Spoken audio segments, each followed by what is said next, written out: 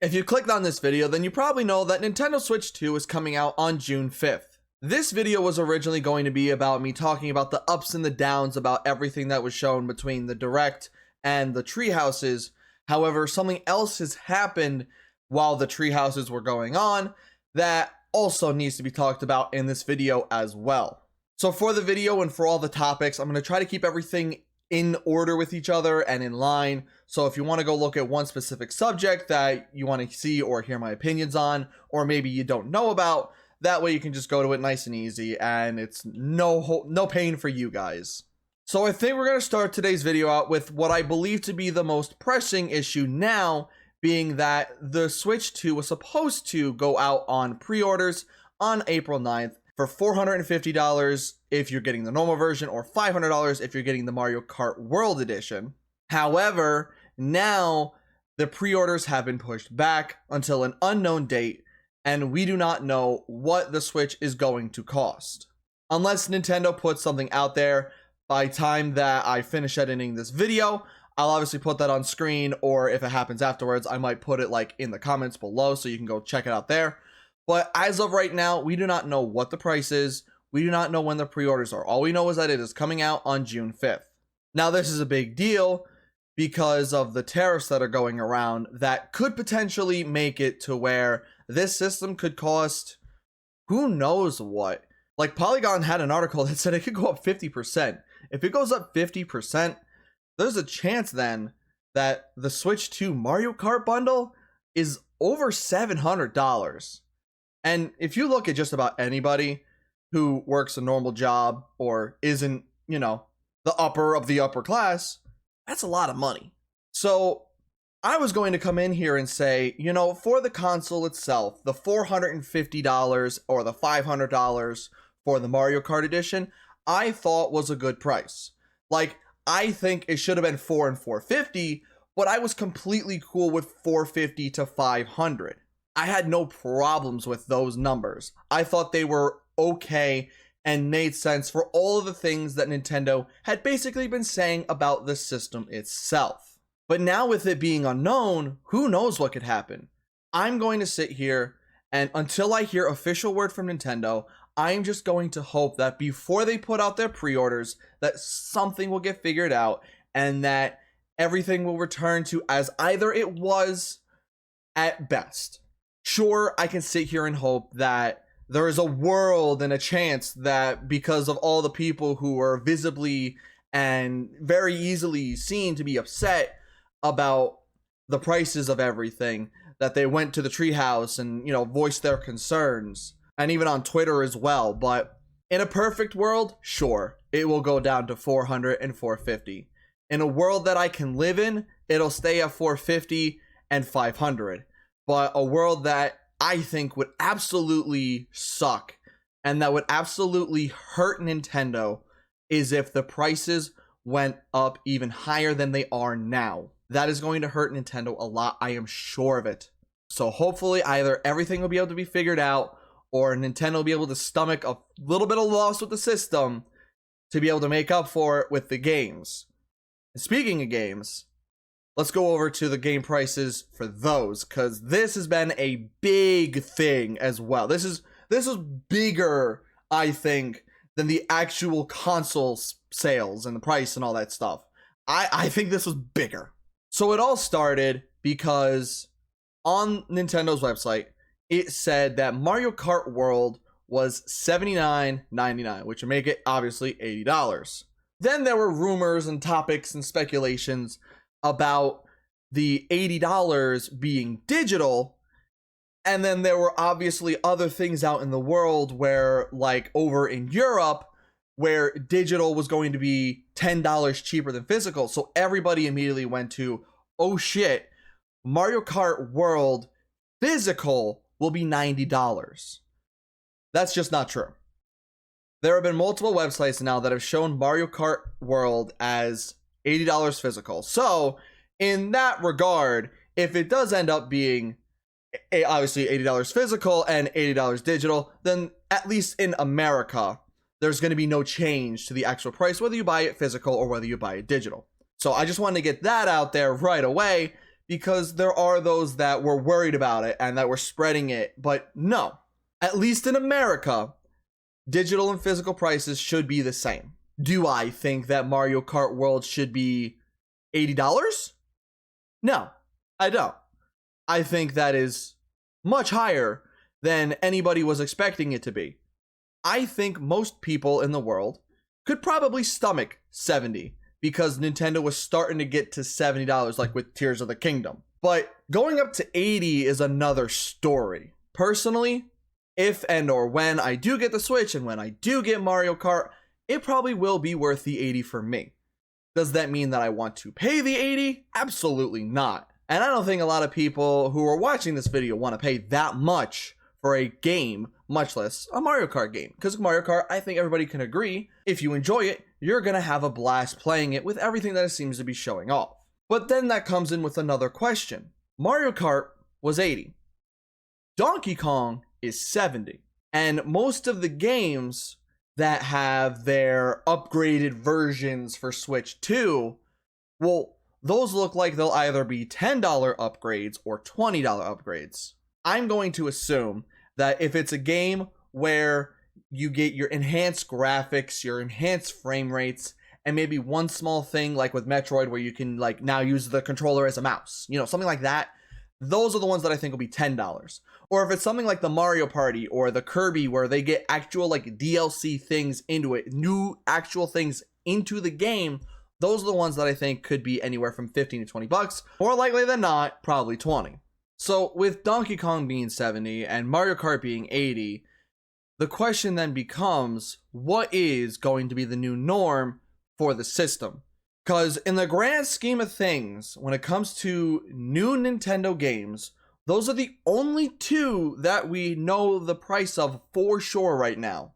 And that'll make me bring up some ideas. If you're going to make it to where your Mario Kart, your 3D Zelda, your 3D Mario, your Smash Brothers, your obvious biggest hits as $80, then that means that anything else, like let's say a Mario sports game, those better be like $50.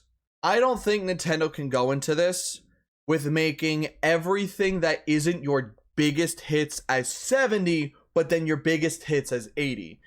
There has to be fluctuation. That is the only way that it is even somewhat acceptable. Personally, I think $70 should have been the highest. If you want to make your big game $70 because everybody else out there seems to be making their games $70 for like the biggest version and, you know, the new way of everything, how everything works, that's one thing.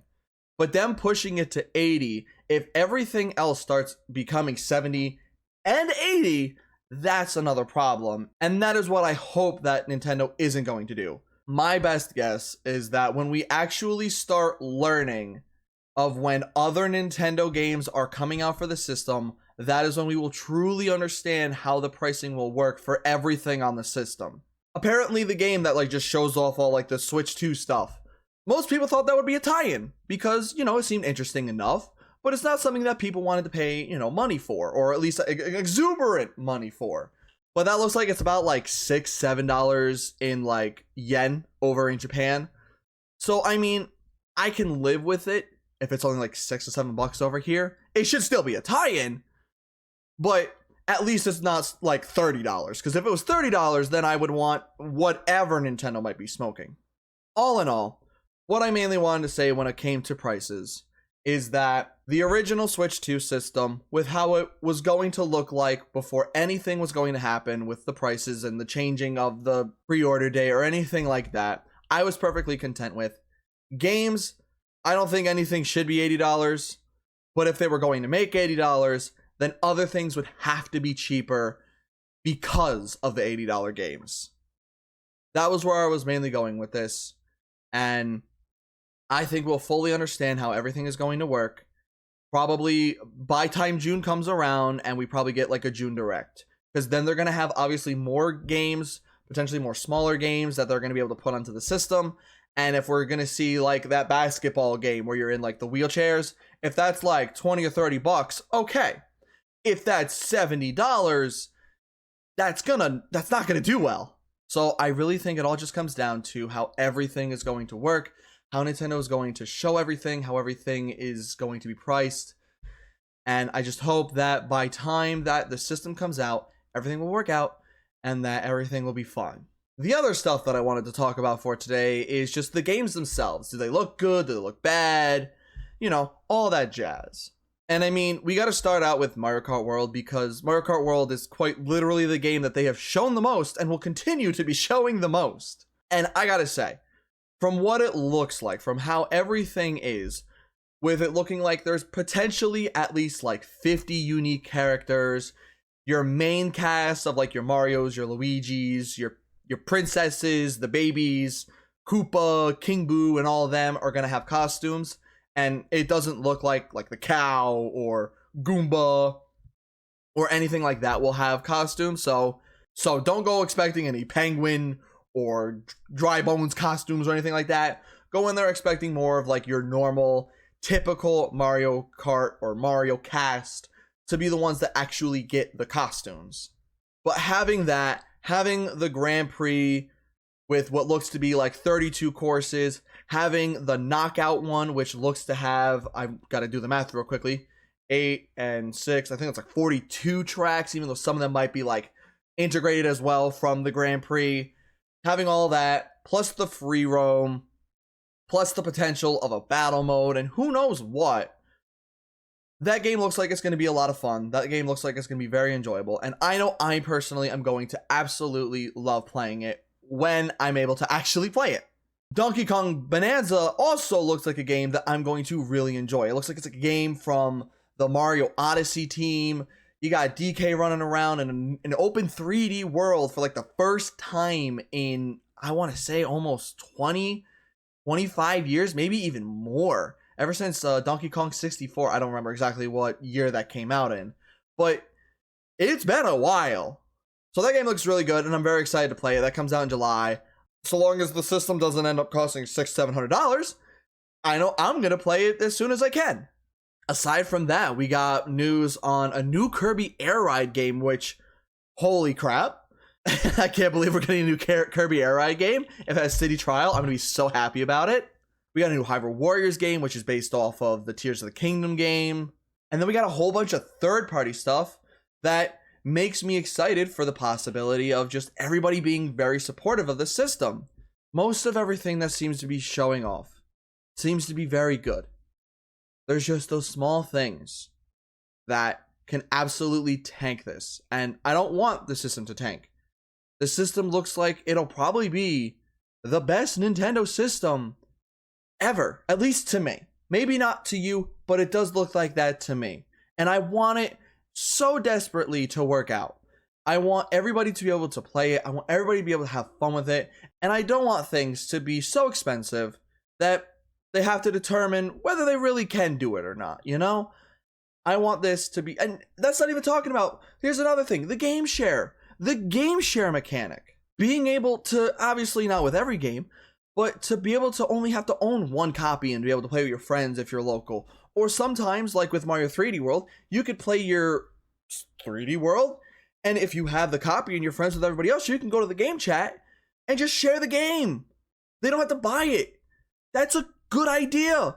That's DS download play, but now online as well. Not to mention the GameChat is also, you know, finally we have voice chat in a Nintendo system where you could talk to your friends. You could also share your footage with your friends as well. Granted, the footage that you share with your friends isn't the best, and honestly probably doesn't look the worst if you're playing like an older game.